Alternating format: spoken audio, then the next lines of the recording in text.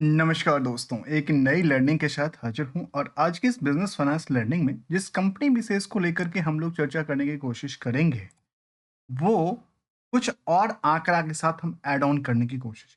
देखिए, कंपनी के बारे में यदि देखा जाए तो ट्रांसफार्मर बनाने वाली कंपनी रही और ये जो कंपनी है ये कहती है, जिनके पास जो ट्रांसफार्मर से जो एक्सपर्टाइजिंग की को लेकर कहती है, जहाँ पे इनोवेशंस को लेकर देखा जाए, एक्सपीरियंस को लेकर देखा जाती है, प्रोडक्टिविटी और सर्विसेज के मामले में कहती है कि डिस्ट्रीब्यूशंस, चाहे वो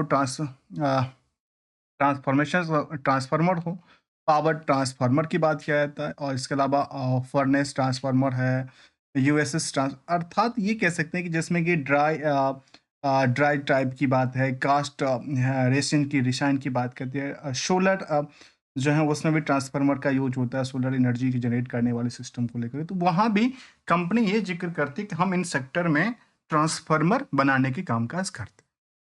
चलिए, बहुत अच्छी बात है। यदि क्लाइंट टेबल की बात किया है तो क्लाइंट को लेकर कहती है कि इनके पास पैन इंडिया प्रेजेंस का बात कहती है, और यदि क्लाइंट के जिक्र किया जाए तो भी इसको समझने की कोशिश करते हैं। यदि इनकी प्रेजेंस की बात किया जाए तो इनके जितने भी स्टेट हैं इंडिया के अंदर, वहाँ पे इनके कहती है जो electricities board and the power utilities के साथ इनका कारोबार है, जहाँ पे चाहे राजस्थान हो, आसाम हो, बिहार हो, गवर्नमेंट ऑफ मणिपुर हो या उत्तर प्रदेश या उत्तराखंड जैसे स्टेट को भी शामिल क्यों नहीं किया जाए। इसके अलावा कहते हैं कि ओवरसीज इनके पास कस्टमर भी हैं, जहाँ पे कैस्टल्स सीमेंट्स यूकेज में, इसके अलावा उथोपियाज में, दुबई के अंदर, यूके के अंदर, लंदन के अंदर, जॉर्डन के अंदर और बांग्लादेश जैसे कंट्रियों में भी इनका क्लाइंट की बात कहती है। इसके अलावा कॉर्पोरेट जो कस्टमर हैं वो भी, जो कि इंडिया की बात यदि किया जाए, जहाँ पे एबीबी लिमिटेड हो, एरिस्टन्स हों या जी इलेक्ट्रिक हों, ये कुछ कंपनियों के नाम, जहाँ पे एलेंटीज हों, भेल हो, साइमंस लिमिटेड हो, टेक्नो इलेक्ट्रिक इंजीनियरिंग कंपनी, ये सभी कंपनियों के जिक्र उन्होंने किया हुआ है, जिसको ये सप्लाई भी देती है एज ए ट्रांसफार्मर बनाकर। चलिए, पार्ट बाय पार्ट, जहाँ पे इन्होंने जिक्र किया, एयरटेल हो, भारती हो या फिर एनटीपीसी हो, या काफ़ी सारी कंपनी का इन्होंने जिक्र किया हुआ है। लेकिन चलिए, इतने सारे जिक्र करने के पीछे का वजह क्या है और मार्केट में कैसा रफ्तार पे ये कामकाज करती देखी गई। देखिए, यदि आप चार्ट लेवल को देखते हैं तो यहाँ पे आंकड़ा देती है कि मार्केट में जो हायर प्रेजेंस थी, वहाँ से लुढ़क के मार्केट में लगातार बिकवाली बिकवाली बिकवाली करते हुए स्थिरता के आसपास जाके पहुंची है। आखिर इसमें एक चैलेंजिंग ये बनता है वर्ड कि आखिर इसमें टारगेट क्या है, और दूसरा क्या ये यहाँ से बाउंस बैक क्रिएट कर रही है, या ऐसी बात तो नहीं कि इस सिचुएशन के आधार पे 5% 10% चलने के बाद दोबारा करेक्शंस ही नहीं, दोबारा डिप की तरफ इशारा कर जाए। चलिए, क्या कहती है इनकी फाइनेंशियल सिचुएशंस, उसके बारे में जानने की कोशिश करते हैं। इसके मुताबिक बात किया जाए तो बुक वैल्यू नेगेटिव है, प्रमोटर कंट्रोल कंपनी में अच्छा है, लेकिन इशू की बात ये है कि प्रमोटर के जो कंट्रोल है उसमें 10% ज़्यादा की प्लेज करके। ओवरऑल कंपनी कहती है कि हम 10% की कमाई को शेविंग करती है। दूसरी तरफ कहती है कि जो स्टॉक का पी है वो काफ़ी ज़्यादा दर्ज करती है। अर्थात क्यों, उसके पीछे वजह क्या था? क्योंकि अर्निंग पर शेयर केवल 4 पैसे की सेविंग करती है, क्योंकि बुक वैल्यू नेगेटिव है। तो कंपनी का स्टॉक प्राइस जो है 141 के आसपास, जो कि यदि आप इस स्टॉक प्राइस को देखेंगे अवलोकन करके, कहाँ 25 रुपये से चल के स्टॉक प्राइस 356 रुपये पहुंचती है, और वहां से लुढ़क के डे 141 रुपये के आसपास। यदि एग्जैक्टली परसेंटेज की बात करें इन तीन चार्ट को लेकर के, एक तो इनको लेकर के, एक इनको लेकर के, और एक इनको कंपेयर किया जाए, तो ये एग्जैक्टली आपको परसेंटेज वाइज कहता हूँ कि आखिर मार्केट में हुआ क्या।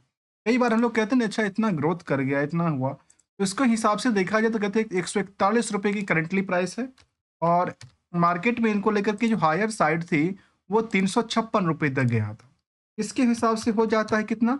यदि देखा जाए तो हायर टॉप से ये 60% की गिरावट दर्ज कर, जबकि यदि बॉटम की बात किया जाए, जहां पे 25 रुपए के आसपास प्राइस हुआ था, वहां से 464% की इनकी फ्लाइंग जोन देखने को मिला। और करंटली की यदि बात करें, जहां पे हम एक बॉटम से लेकर हाई रेंज की बात करें इस प्राइस को लेकर के, तो ये कह सकते हैं करीब करीब इसमें 1324% की, कितना की, 1324% की रैली हुआ है। ये मैं आज की बात कह रहा हूं, जो डेट है 25 फरवरी 2025, इसकी बात कर। अब अगली सिचुएशन कहती है कि क्या इनको मार्केट में स्थिरता बना पाएगी, क्योंकि इस स्टॉक तो आज भी 141 के रेट में भी काफी ज्यादा महंगा दर्ज कर। जो कंपनी 1976 में बनी थी और इनका स्टैंडअलोन डेटाबेस को भी जानने की कोशिश करेंगे। यहाँ जो डेटाबेस है वो शायद इनकरेक्टली की बात कहती है। क्यों कहती है? क्योंकि स्किनर के बेसिस पे ये डेटा फेच का इशू है, दिसंबर का डेटा यहाँ पे नहीं आता।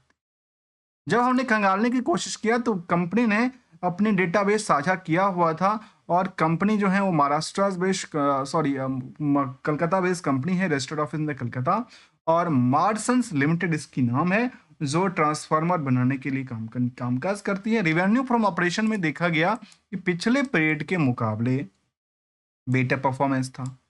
किसके मुकाबले? क्यू के मुताबिक। वहीं पे यदि आप वायु वाई के मुताबिक कंपेयर करते हैं तो ये आंकड़ा जो है कहाँ था? करीब 64 लाख के आसपास था। 64 लाख से 4400 लाख कन्वर्ट होना, परसेंटेज को आप देखिए कितनी तगड़ी उछाल आती है इसको लेकर के। जबकि इनकी अदर सोर्स ऑफ इनकम भी बेटर हुआ है, और नेट यदि हम इनकी एक्सपेंसेस की बात, एक्सपेंसेस भी काफ़ी ज़्यादा तक इन्होंने बढ़ाई है। लेकिन वो बढ़ाई है, उसके पास पहले भी था और पहले नहीं था, लेकिन अब जा करके जितना उन्होंने रिवेन्यू क्रिएट किया उतना उन्होंने एक्सपेंसेस भी वो किया। लेकिन अल्टीमेटली क्या हुआ, जहाँ प्रॉफिट आफ्टर टैक्स की हम बात कर रहे हैं, प्रॉफिट ऑफ द पीरियड की बात कर रहे हैं, जहां कंपनी केवल 15 लाख पे संतुष्टि जाहिर कर रही थी, वहीं पे 632 लाख पे इनका संतुष्टि नहीं, हाई जंप करती देखी गई। तो मार्केट में आगे चलकर क्या सस्टेन कर पाएगी? क्या कुछ इनके पास वर्क ऑर्डर भी हैं? क्या डेटस रेशियो क्या कहता है? क्या इसको भी खंगालने की जरूरत है? जी हाँ। यदि डेट टू इक्विटी रेशियो को बारे में देखा है तो कुछ ऐसा आंकड़ा देती है, तो कहती है नहीं, अर्निंग पर शेयर में जो था बेसिस को लेकर के करीब 37 पैसे पर शेयर की हुआ है, जो कि पहले केवल 1 पैसे का था। अब देखिए यहाँ पे यदि 1 पैसे के आधार पे ये था, और लास्ट यदि 12 महीने के डेटा को देखेंगे तो वो जो आंकड़ा था उसके मुताबिक यदि आप 37 पैसे को ऐड ऑन कर देते हैं, तो जो यहाँ पे आंकड़ा निकल के आई थी 4 पैसे की, यहाँ 4 के बदले आप 4 के बदले यदि 37 को ऐड करते हैं, तो उसके मुताबिक मार्केट में क्या होगा, इसका जो पी रेशियो है वो कम दर्ज करना देखना चालू हो जाएगा। बट यहाँ पे अभी तक वो डेटाबेस मिलती नहीं दिखी। इनकी वेबसाइट्स पे कुछ और बातों को हम सामने करने की कोशिश करते हैं, जहां कंपनी ने अपने वेबसाइट्स पे ये जिक्र किया है कि हम इस ट्रांसफार्मर में जो है कामकाज है। उन्होंने ये जिक्र किया कि इनके पास जो है manufacturing in the distribution of the power transformer, जहाँ पे टैगिंग फ्रॉम द 10 केवीए की जो ट्रांसफार्मर थी उससे लेकर के 160 में MKVA तक की, जो कि 220 केवी क्लास की बात कहती है, वहाँ तक इनका रहा है। जहाँ कंपनी कहती है कि सर्टिफाइड प्रोडक्ट हैं, क्रेडिबल्स इन द लॉजिस्टिक जो कि लॉन्ग स्टैंडिंग एक्सपीरियंस की बात कहती है, क्वालिटी इनक्रेडिट एक्सपीरियंस की बात कहती है। ये सब चीज़ें सभी कंपनियां दर्ज करती देखी गई है। फिलहाल की सिचुएशन हमने देखा कि कंपनी जो कारोबार नहीं कर रही थी, वहां पे इनके कारोबार में एक बड़ी रैली देखने को मिला है। यदि पीयर से कंपेयर करते हैं तो कुछ कंपनियों के आगे यदि हम भी सीजी पावर, सुलॉन एनर्जी, वेल कंपनियों ऐसे कंपनी से कंपेयर करते तो आज भी ये दर्ज करती है कि इनकी वैल्यूएशंस काफ़ी ज़्यादा महंगी दर्ज करती है, चाहे वो पी रेशियो के मुताबिक हो, चाहे अर्निंग पे शेयर में यहाँ पे डेटा इनकरेक्ट की बात को शामिल करता है। वहीं दिसंबर तक की यदि रिजल्ट को देखें, रिजल्ट के पॉइंट ऑफ व्यू से यदि शेयर होल्डिंग पैटर्न को देखें, तो यहाँ पे प्रमोटर के अलावा जो आम पब्लिक है उसमें 40% की होल्डिंग है, और उसमें करीब करीब 34,000 से ज़्यादा निवेशकों का इंटरेस्ट जुड़ा। रिसेंटली हमने देखा कि इनके स्टैंडअलोन डेटाबेस में इनका रिवेन्यू सोर्स में इंक्रीज करती देखी गई, वहीं ऑपरेटिंग प्रॉफिट मार्जिन में गिरावट, तो नेट प्रॉफिट मार्जिन में एक भारी कट देखने को मिला, भले ही आपने सेल्स बेटर कर लिया। लेकिन अगली कड़ी कहता है कि यदि सेंसेक्स के पॉइंट ऑफ व्यू से इसको कंपेयर करते हैं तो इनकी जो डिमांड रही है पिछले कुछ सालों में, वो ऐसा दर्ज करती देखी गई कि पिछले 6 महीने से लेकर के और 10 सालों तक जो इनकी डिमांड रही वो 37% से लेकर के करीब करीब 7,000% तक ग्रोथ लेवल बनाती है। तो ये एक भी इसको ये भी कह सकते हैं कि भाई 7,000% की ग्रोइंग वाली कंपनी है, लेकिन एक्चुअल में ये एक लॉन्ग डिस्टेंस की बात कहती है, जबकि सेंसेक्स के पॉइंट ऑफ व्यू से इतना ज़्यादा ग्रोथ तो नहीं बनती देखी। अब आखिर सवाल आती है जो आखिर इसको लेकर करें क्या? इसको लेकर करें क्या? रिसेंटली इन्होंने एक ऑर्डर भी दिया था, कंपनी ने कहा कि 4 दो को इनके पास award of the order receive for order order order मिला था और ऑर्डर को लेकर क्या ज़िक्र किया था, इस पे यदि हम एक नज़र डालें, तो कंपनी के पास किस चीज़ का ऑर्डर था? कंपनी ने कहा कि हमारे पास 42 करोड़ के आस-पास 42 करोड़ है या 42 लाख है। 42 crore for the supply of the 10 केवी एमकेवीएस की जो ट्रांसफार्मर है, उनको लेकर के जक्शंस लिमिटेड ने इनको एक ऑर्डर दिया है और ये इसके इनका कामकाज बढ़ेगा और मार्केट की सेंटिमेंट में कामकाज यदि करेगी तो शायद ऊंचाई पे जा सकती है।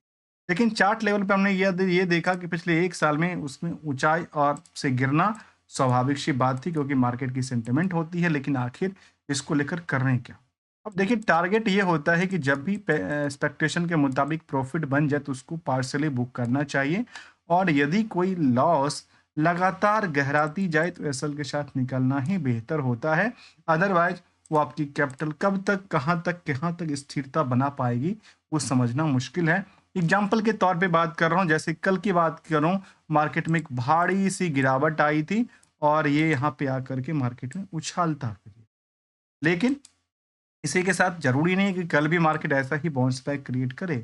हो सकता है एक दिन की क्या दिया हो, लालसा क्रिएट करवाया हो और कल दोबारा मार्केट में डिप ले ले। कुछ भी पॉसिबल है क्योंकि जो बिग बुल हैं, जो ताकतवर हैं, वही इसको पोजीशन को रख सकते हैं, स्ट्रॉन्ग क्रिएट कर सकते हैं। विदाउट कोई ट्रेडिंग एडवाइजरी और नोट को लेकर के, only on learning point process. तब तक के लिए thanks for the joining us दोस्तों।